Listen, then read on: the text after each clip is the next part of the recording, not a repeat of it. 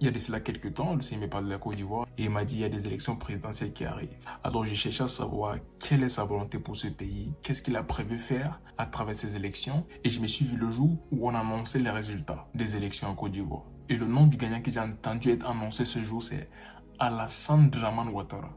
C'est le nom que j'ai entendu dans mon esprit. Alassane Dramane Ouattara.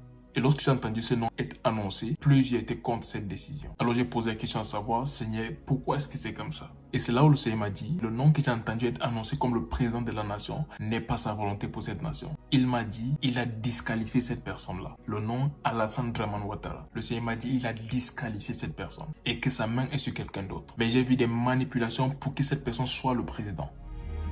Ce qui vient de se passer n'est pas une véritable élection. Et ce à quoi nous avons insisté ne fait pas honneur à notre pays.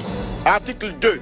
Ont obtenu M. Alassane Ouattara 3 759 030 voix, soit 89,77% des suffrages exprimés. Article 3.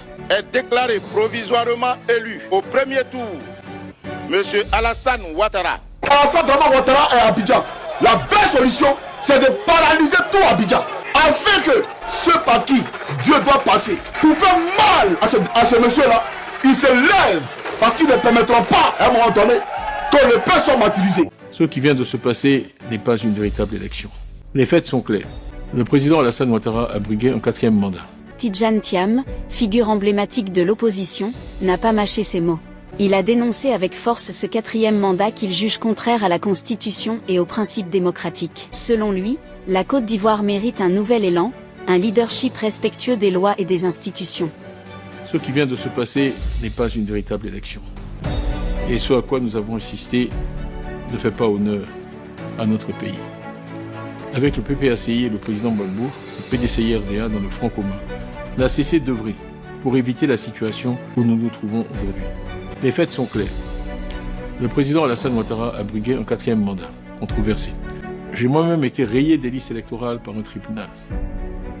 D'autres figures de proue de l'opposition, au premier rang desquelles Laurent Gbagbo, Afine Guessan, Vincent Toby Irié, Assalé Tiemoko et beaucoup d'autres, ont également été empêchés de se présenter.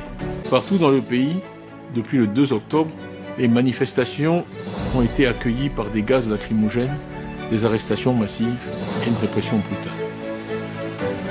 Le taux d'abstention que certains tentent aujourd'hui de manipuler est en réalité le verdict du peuple, un rejet silencieux mais puissant d'un exercice électoral peu crédible auquel la grande majorité des Ivoiriens a refusé de participer avant-hier.